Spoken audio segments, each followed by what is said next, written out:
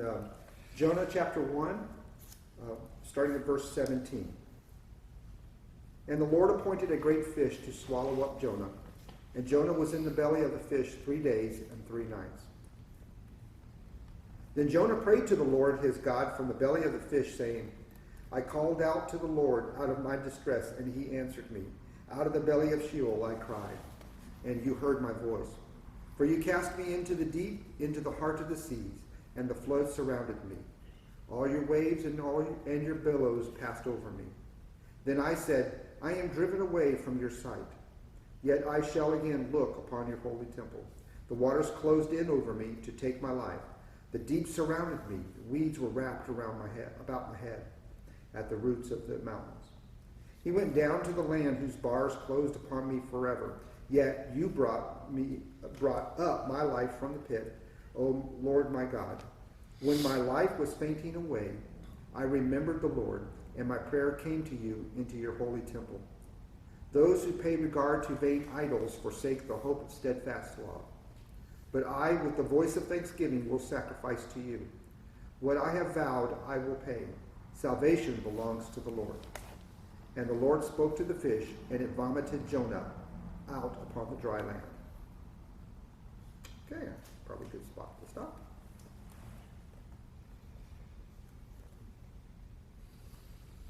All right.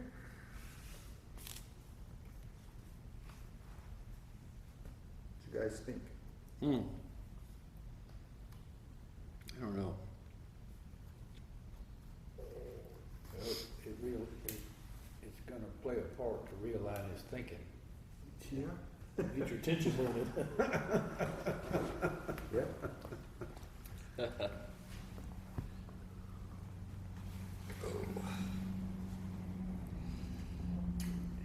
But he called out, it says, Jonah prayed and he called out to the Lord.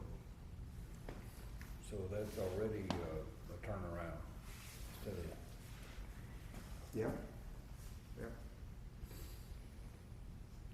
Well, I kind of, if we really kind of step back to verse 17, it shows you a little something about our God. He could have just said, okay, Jonah, you're punished, you're dead. I'm going to find somebody else. Yeah. I mean, he prepared a fish. Yeah, he appointed it. Yes. Mine says prepared, so appointed, prepared. In other words, God was in control. And God was not going to let him die. He says, no, I sent, you got a job to do, and you're going to do it. Now, you wonder, it almost reminds you of this side of the cross when he says, what heaven does when one lost sheep is found and brought back to the 99 is fine, but I want that one. Right. So it kind of makes me when I read that, it just, again, it shows you God's mercy. He just could have said, all right, you dummy, go. But no. I love you. Yeah, there's a price for your lack of faith and not doing what I ask. But it's not death. Yep. And of course, the symbolism, 3 days, 3 nights, we know all that, which I think is pretty good. And I guess what was he doing then? Was he setting up a shadow of the coming Christ? 3 days in the belly of a ship. I don't know if he being Jonah or he being God. No, I mean God showing as far as because when Christ walked the face of the earth, he says, as was Jonah, the 3 days in the belly of the fish. I think again things are set up for a reason. Yeah, that's Matthew chapter 14. Yes. Verse 40, I believe. Up there, I think. And on is And also in Luke. There's a reference there. So I just look at that, and that one verse is a lot there. It's interesting that the word appointed or prepared, because the implication is that, as you were saying, that God wasn't done with Jonah. No. At all. And really, I think that applies to us. Yep. I don't care. It apparently, let me put it this way, it appears, no matter what you do, how good you are or how bad you are, only God decides when you're done. Yeah. Ain't that the truth? It doesn't matter. No. And so there's some confidence in that, to know that when you're facing a situation that You know, I don't know if the Lord will pull me out of this, or they may embarrass me, or whatever it might be. You don't have to fear the arrows and the slings of man, because it's only when God decides that, you know, you're done. You're done. Not other people. Not what you do or don't do. It's what God decides. It's His sovereignty that's going to reign. Period. Mm-hmm. So, interesting word, appointed, prepared. Well, I've seen this, and I hear or read other stories. Some are almost unbelievable. Some I've been close enough to know that it is real or whatever. Other times when animal or nature is used to absorb somebody, of course you don't read it in the Bible of the guy was swallowed by a python and survived, you know. But those things have existed. And the guy that was up on the mountain had to cut his arm off to get out, you know, 7 or 14 days, whatever it was later.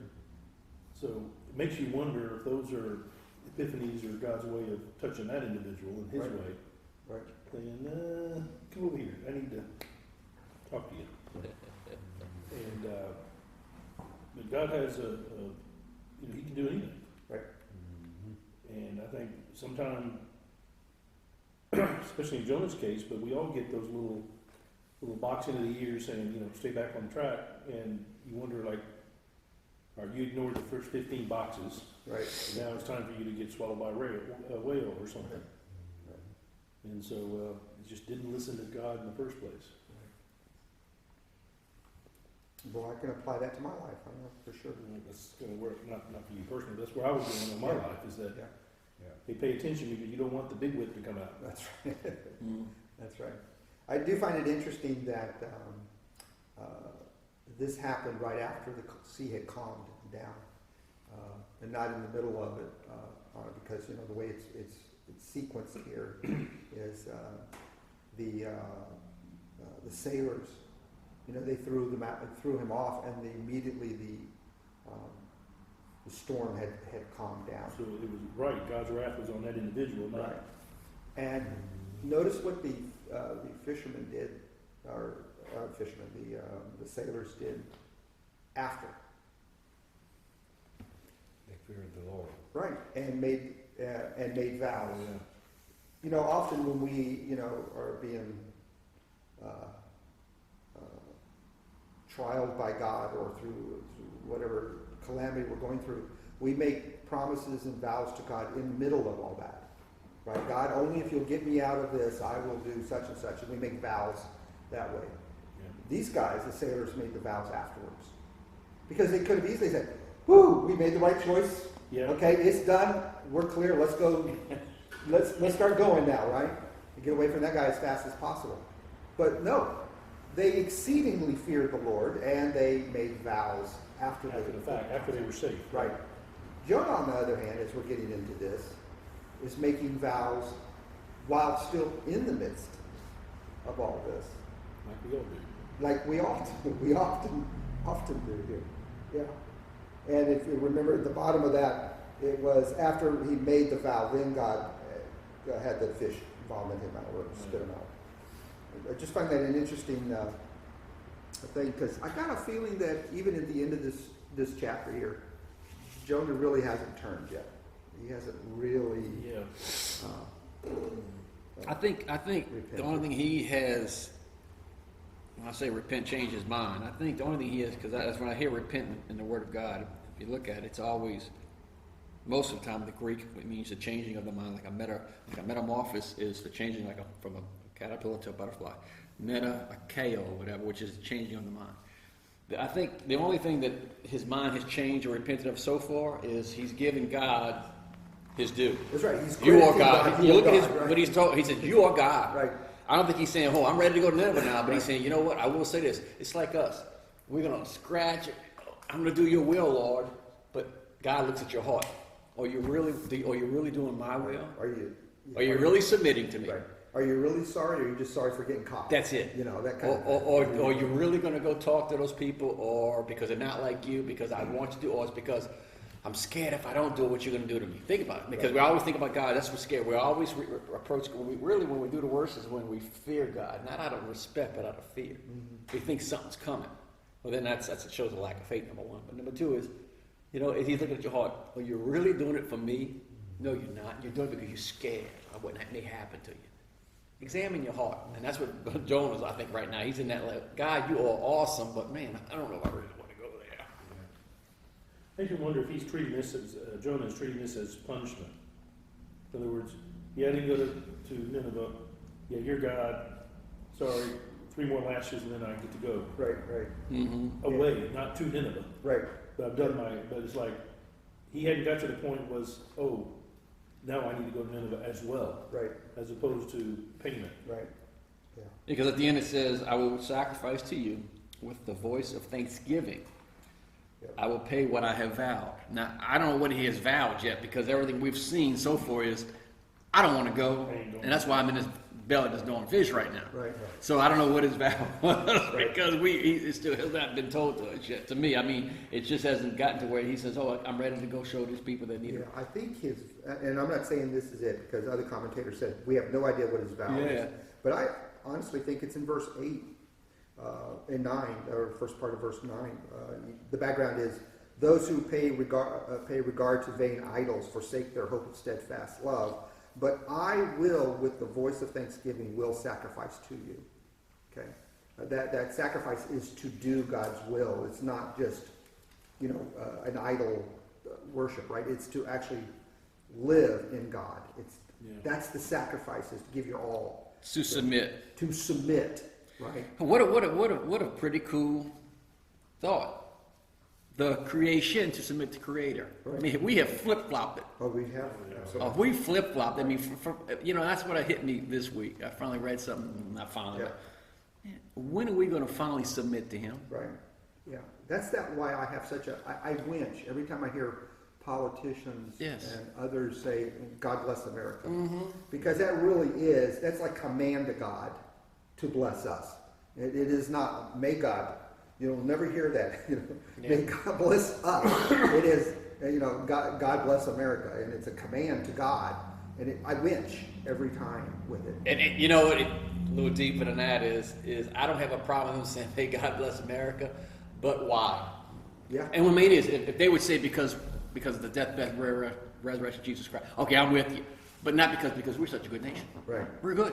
Yeah. That's what makes me kind of, and I feel, my heart goes out to them and said, if you only knew why, you should really say that. Right. Because not because of what I do, it's because of my faith. Right. Exactly. So that's kind of brings it a little home. That's a good point, Howard. Yeah. Okay, so back at the top again, he called out, and this is, I guess, still part of verse 2. He starts his poem or song, whichever. Mm-hmm. I called out to the Lord out of my distress, and He answered me. Out of the belly of Sheol I cried, and You heard my voice. So Sheol is right as low as you can get. It's as down as you can get. They remember that they equate relationship with God. The closer you are with God, the higher you are. The furthest away from God, the lower you are. So there's always this distance thing and relationship of where you're at here. So Sheol is as low as you can go. The ocean, the waters, is as low as you can go with it here. So he's I hate it when my machine does this. So he calls out. At what location does he do it at? Near Sheol. He's not in Sheol, by the way. He's not. No. And by the why I want to bring that up is there's this false testimony that you can pray or get out of hell once you're in hell. Yeah, it's like a metaphor. You can get out. It's just a metaphor. And he's not in. No. They use this actually. See? Yeah, Jonah was in hell. Really? Yeah. And so you want to this is a quote from a psalm. This is not him. Right. This is just a metaphor. Yeah, it's a metaphor. His, if you will, his scripture. It's a metaphor. Is what he's doing. So just be cautious if someone tries to use that as proof text. That's what you would call taking something totally out of context. Well, yeah. Let's read the story first. Justify our own point here. Yeah. Verse, I guess that's 3. You cast me into the deep, into the heart of the seas. Now, no, I thought the men cast him into. I thought the singers did this. Yeah. Whoa, right. Yeah. So there is this acknowledgement that God is in control, God is doing it, right? That's right. It's not really, the sailors were really just acting what God really wanted them to do. And so, yes, God uses pagans, unbelievers as well. Yeah. I think even more so, more effectively, I think. I had, when I was a young whippersnapper, I had done something at the office that wasn't really appropriate, if you will. And so my boss sat me down and he said to me this phrase, and was not a saved person, as best I can tell. He was as pagan can get. And he said, Howard, I thought you were a Christian. That's a zinger phrase. Yeah, that's a zinger. Yep. And that is what, and so yes, God can use pagans to correct you. I think even more effectively than another. But you know what's sad about that, and I really mean this.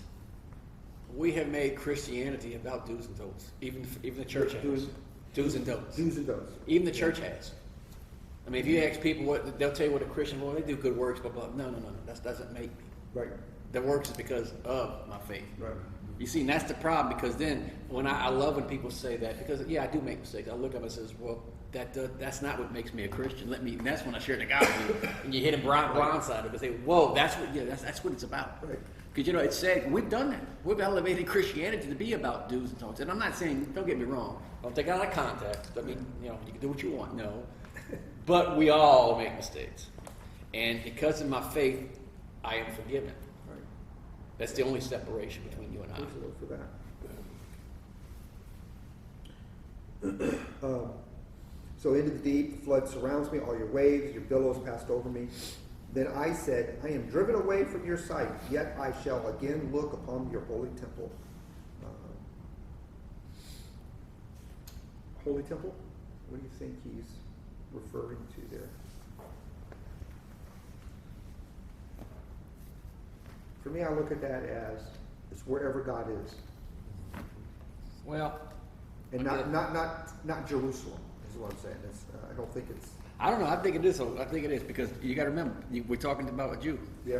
a Jewish person, and they're I think it's how many times they got to look at the temple, and they got to go once a year. That's what they're supposed to. I think it's a figure to them. That was. Oh Well, yeah. But I took that as a little bit different, is that he's not accusing God of this at all, but you threw me out, you threw me in the deep sea, in the belly of a whale, blah, blah, blah. But yet I turned back to you, as opposed to, hate, anger, get mad at you. It's like, all right, Dad, I was wrong. Help me out. So he's turning back. And right. you're right. There's a physical aspect There of the is, temple, because but if you talk to a Jewish person, I mean, the holy temple is something that but he's looking that's back where they think toward God the is. source is what my point. Oh, I know that, but so when he says holy temple, if you talk to a Jewish person, really talk to him, even to this day, not a secular one, but a real one.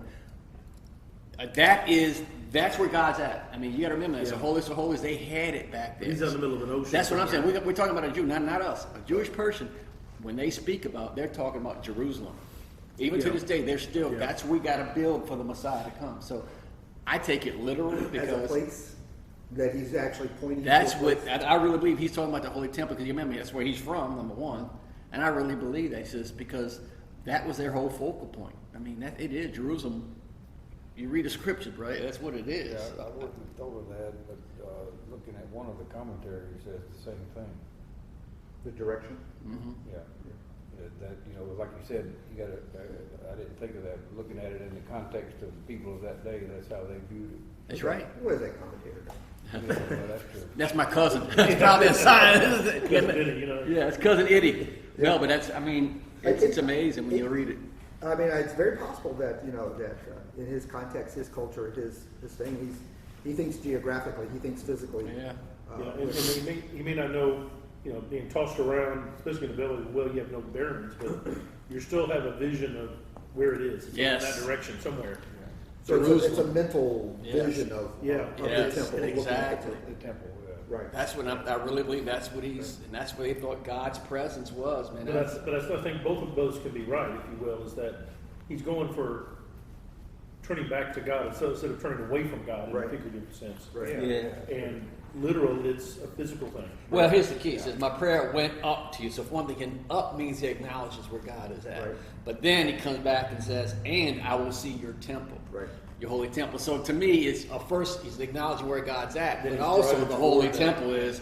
the temple is physically in Jerusalem. So I think he's covering both bases when if you keep things totally in context, and that's what I think is so cool. Like Jay was saying, no, either way, he's turning back. Oh, anyway, oh yeah. I mean, either way, it doesn't matter. I mean, he's turning to Toward God. God. Because he can't turn the drawer, open the drawer in Jonah's. No, I mean, in his the way mind, it's he's see thinking where about- the arrow is pointing back to. Well, I mean, it's There's like no it's, way you of can knowing spin me where it's at. around, and let's say I'm from New Orleans, and in my mind, I'm going to remember New Orleans. I could be looking this way, but I can still see where I grew up at. Yeah. In Bridge City. See, that's what I'm saying. But in my mind, that's Bridge City. I can be looking over here, and I think that's what he's doing. In his mind, he's thinking about the Holy Temple because you got to remember, he's probably been to many yearly sacrifices. He's when they were. I mean, he's a Jewish person. He's been there since what 13, so he knows about that whole concept, and I think he knows. And that's my because I think when I see this from a Jewish person, I take it literal. But he's talking about the Holy Temple. And you talk to them today, they still emphasize, we got to build that temple. We got to get back to the law. So that's what I kind of look at.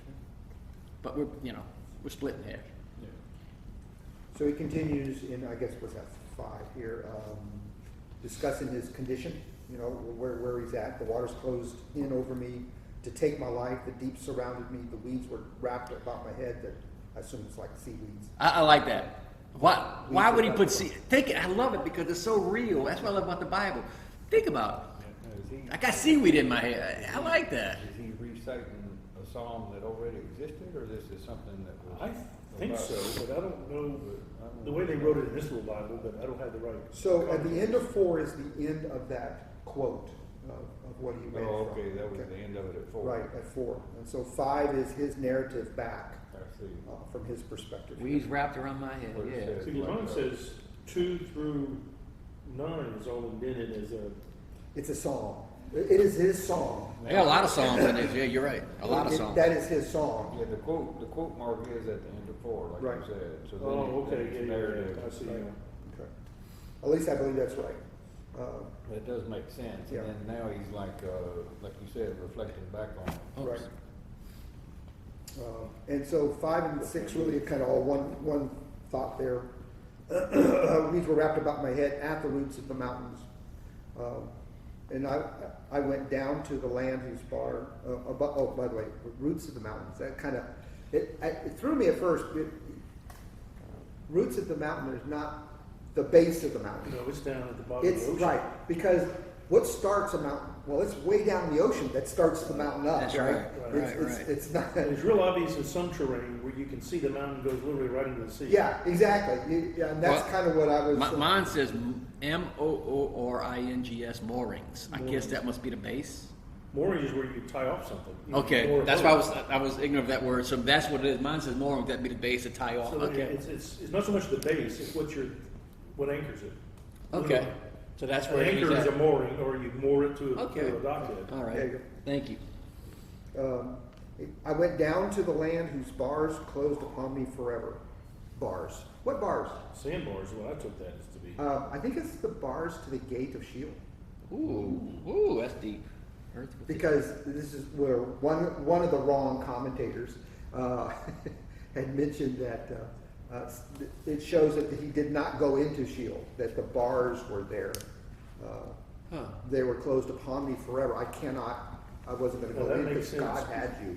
Yeah, God has that's you. interesting. Yeah. It said the earth with its bars closed behind me forever. In Yeah. other words, I can't go back. Yeah, can't go back. Yeah. So it's Okay. just an interesting thing there. Yeah, You're right. I gotta think about that. Yeah. That's cool. Yet you brought up my life from the pit, O Lord my God. So he brings him up 7. He was fainting. In other words, he was dying. Mhm. Okay. Then he finally remembered the Lord, and my prayer came to you in your holy temple. Mm. Okay. It's Then